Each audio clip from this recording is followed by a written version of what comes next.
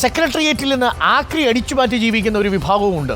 ഇതാണ് ഞങ്ങളുടെ പ്രതിനിധി TV പ്രസാദ് തുടർച്ചയായിട്ട് റിപ്പോർട്ട് ചെയ്തുകൊണ്ടിരിക്കുന്ന ഒരു വാർത്ത. സെക്രട്ടേറിയറ്റിൽ നിന്ന് ആക്രി സാധനങ്ങൾ എടുക്കാൻ കരാറെടുത്തയാളെ മുന്നറിയിപ്പില്ലാതെ മാറ്റിയ ശേഷമാണ് ജീവനക്കാരനായ ബിനു ആക്രി എടുക്കാൻ തുടങ്ങിയത്. 3 വർഷത്തിനിടെ 11.5 ലക്ഷം രൂപ സർക്കാരിലേക്ക് അടച്ചിട്ടുണ്ടെന്ന് കരാറെടുത്ത കൃഷ്ണകുമാർ റിപ്പോർട്ടറിനോട് പറഞ്ഞു. പൊതുഭരണ വകുപ്പ് അഡീഷണൽ സെക്രട്ടറി ഹണിയുടെ നേതൃത്വത്തിലാണ് തന്നെ ഒഴിവാക്കിയതെന്നും ഇതിനെതിരെ മുഖ്യമന്ത്രിക്ക് പരാതി കൊടുത്തു എന്നും കൃഷ്ണകുമാർ പറഞ്ഞു. റിപ്പോർട്ടർ SIT അന്വേഷണം തുടരുന്നു. സെക്രട്ടേറിയറ്റിലെ ആക്രിക്കൊള്ള.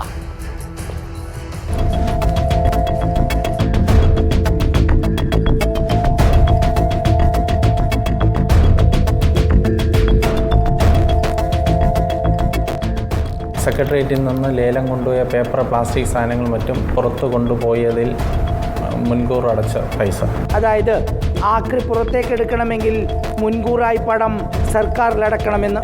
ഇത് കൃഷ്ണകുമാർ 2021 മാർച്ച് വരെ കൃഷ്ണകുമാറാണ് ആക്രി നീക്കാൻ കരാറെടുത്തത്. പിന്നാലെ ഒന്നും പറയാതെ കൃഷ്ണകുമാറിനെ ഒഴിവാക്കി.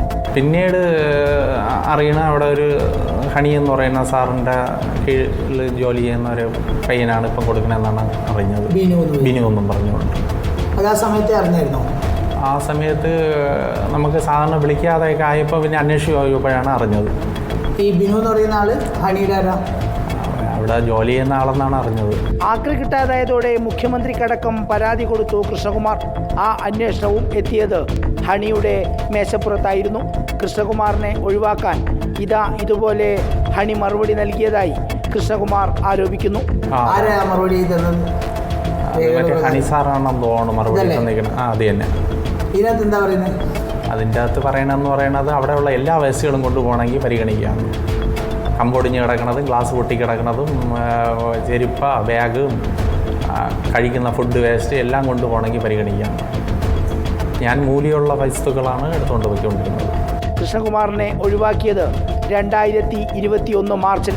2ാം പിണറായി സർക്കാർ എത്തിയതോടെ ബിനുവിന് ജോലി കിട്ടുന്നു. ആക്രി കടത്ത് ബിനു നടത്തുന്നു. ബിനുവിൻ്റെ നിയമനം തന്നെ ആക്രി കടത്താൻ തന്നെയായിരുന്നോ എന്ന സംശയമാണ് ഉയരുന്നത്.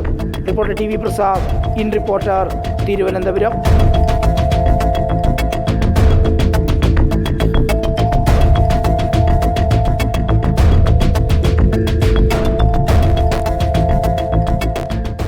TV Prasad, good morning. നമ്മളിപ്പോൾ ഈ റിപ്പോർട്ടിൽ പറഞ്ഞതുപോലെ 3 വർഷം കൊണ്ട് 11.5 ലക്ഷം രൂപയാണ് സർക്കാരിലേക്ക് ഈ ആക്രി എടുത്തതിൻ്റെ പേരിൽ ഈ കൃഷ്ണകുമാർ കരാറുള്ളയാൾ അടച്ചത്.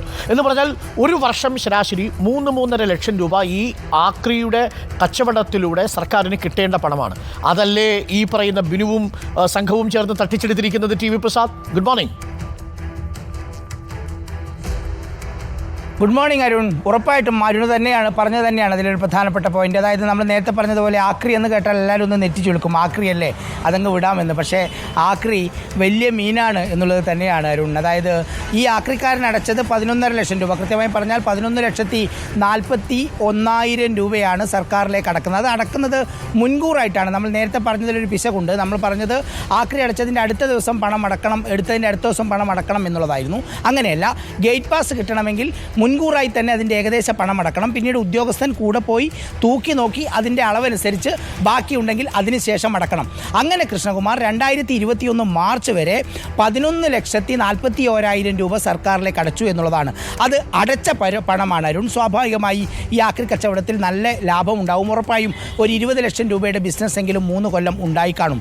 ഒരു പക്ഷേ ബിനുവിനെ എടുത്തത് തന്നെ ഈ ഒരു ആവശ്യത്തിന് വേണ്ടിയാണ് എന്ന നിഗമനത്തിലേക്ക് നമ്മൾക്ക് എത്തേണ്ടി വരും. കാരണം 2021 മാർച്ച് എന്ന് പറയുന്നത് 1ാം പിണറായി സർക്കാരിൻ്റെ ഭരണം അവസാനിക്കുന്ന സമയമാണ്. ബിനു പറയുന്നുണ്ട് 2ാം പിണറായി സർക്കാർ വന്നതിന് ശേഷമാണ് തനിക്ക് ജോലി കിട്ടിയതെന്ന്.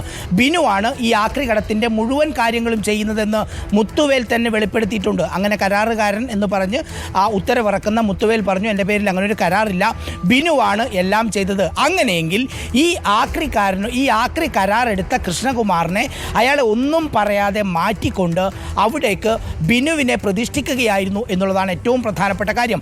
ഇതിനെല്ലാം നേതൃത്വം നൽകിയത് സെക്രട്ടേറിയറ്റ് എംപ്ലോയീസ് അസോസിയേഷൻ്റെ നേതാവായ പി ഹണിയാണെന്ന് വ്യക്തമാണ്. കാരണം ഇല്ലാത്ത മുത്തുവേലിൻ്റെ പേരിൽ ഉത്തരവിറക്കുന്നത് ഇവിടുത്തെ ഈ പറയുന്ന അഡീഷണൽ സെക്രട്ടറിയായ പി ഹണിയാണ്. സ്വാഭാവികമായും നമുക്കതിൽ നിന്ന് അതിൽ നിന്നൊരു തീരുമാനത്തിലെത്താൻ പറ്റുന്നത് ഈ കരാറുകാരനെ ഒന്നും പറയാതെ ഒഴിവാക്കിയതിന് പിന്നിൽ ഈ ഉദ്യോഗസ്ഥ സംഘം തന്നെയാണ്. മാത്രമല്ല ബിനു വന്നതിന് ശേഷമാണ് ഈ ആക്രി പോയി തുടങ്ങിയത്. അങ്ങനെയെങ്കിൽ 3 കൊല്ലം കൊണ്ട് ഏറ്റവും ചുരുങ്ങിയത് 20 ലക്ഷത്തിൻ്റെ ബിസിനസ് ഈ ഉദ്യോഗസ്ഥ സംഘം തട്ടിയെടുത്തു എന്നുള്ളതാണ്. മാത്രമല്ല സർക്കാരിലേക്ക് കിട്ടേണ്ട ഇത്ര വലിയ തുകയാണ് ഇവർ നഷ്ടപ്പെടുത്തിയത്. പക്ഷേ എന്നിട്ടും നമ്മളിപ്പോൾ വാർത്ത കൊടുത്തു തുടങ്ങി. ഇതിപ്പോൾ 4ാമത്തെയോ 5ാമത്തെയോ വാർത്തയാണ് അരുൺ. ഒരനക്കം പോലും ഉണ്ടായില്ല. പൊതുഭരണ വകുപ്പ് സെക്രട്ടറി ഫയൽ വിളിച്ചു ചോദിച്ചെന്ന് പറയുന്നു. ഇന്നലെ AKG സെൻറ്ററിൽ സെക്രട്ടേറിയറ്റിലെ അടിയന്തര ലോക്കൽ കമ്മിറ്റി യോഗം, അതായത് അവിടുത്തെ എംപ്ലോയീസ് അസോസിയേഷനിലെ പാർട്ടി അംഗങ്ങളുടെ അവിടുത്തെ ലോക്കൽ കമ്മിറ്റി ഉണ്ട്. ആ ലോക്കൽ കമ്മിറ്റിയുടെ അടിയന്തര യോഗം വിളിച്ചു ചേർത്തു എന്ന് പറയുന്നതല്ലാതെ മറ്റൊരു നടപടിയിലേക്കും ഇതുവരെ കടന്നില്ല. ഒരു അന്വേഷണമില്ല. നമുക്കെല്ലാവർക്കും അറിയാവുന്നതുപോലെ സെക്രട്ടേറിയറ്റിലെ ഏറ്റവും കരുത്തനായ ഭരണാനുകൂല സംഘടനാ നേതാവാണ് വ്യാജരേഖ ചമച്ച് ഇല്ലാത്ത കരാറുകാരനെ ഉണ്ടാക്കി ഉത്തരവിറക്കിയത്. ഇത് അഴിമതി മാത്രമല്ല, നടന്നത് ക്രിമിനൽ കുറ്റം കൂടിയാണ്. പക്ഷേ ഒരു നടപടിയും ഉണ്ടാകുന്നില്ല. ഒരു അന്വേഷണവും പരസ്യമായി പ്രഖ്യാപിക്കാനും തയ്യാറാകുന്നില്ല എന്നുള്ളതാണ് ഇതിൻ്റെ പ്രശ്നം. അരുൺ. ഓക്കെ, TV പ്രസാദ് വ്യക്തമാണ്. TV പ്രസാദ്, ഒരു പ്രേക്ഷകൻ എനിക്ക് മെസ്സേജ് അയച്ചിരിക്കുന്നു. ഈ ബിനു നമുക്കെതിരെ എന്തോ ഫേസ്ബുക്കിൽ പോസ്റ്റ് ചെയ്തിട്ടുണ്ട് എന്ന്. അങ്ങനെ എന്തെങ്കിലും കണ്ടെത്താൻ സാധിച്ചിട്ടുണ്ടോ TV പ്രസാദ്? ഇല്ല അരുൺ, അങ്ങനെയൊന്നും കണ്ടെത്താൻ സാധിച്ചിട്ടില്ല. ഓക്കെ, നമുക്കത് കണ്ടെത്താം. എന്താണ് നമുക്കിനി ഈ ബിനുവിന് പറയാനുള്ളതെന്ന് കൂടി നമുക്ക് പ്രേക്ഷകരിലേക്ക് എത്തിക്കണം. രേഖകൾ ജീവനുള്ളവയാണ്, അവ തന്നെ സംസാരിക്കുന്നുണ്ട് എന്നതാണ് ഇപ്പോൾ TV പ്രസാദ് പുറത്തുവിട്ട ഈ വാർത്തയുടെ ഒരു പ്രധാനപ്പെട്ട കാര്യം. ഒരു വർഷം 3.5 ലക്ഷം രൂപ വരെ ഈ ആക്രി കൊടുക്കുന്നതിലൂടെ സംസ്ഥാന സർക്കാരിന് കിട്ടേണ്ടിയിരുന്നു.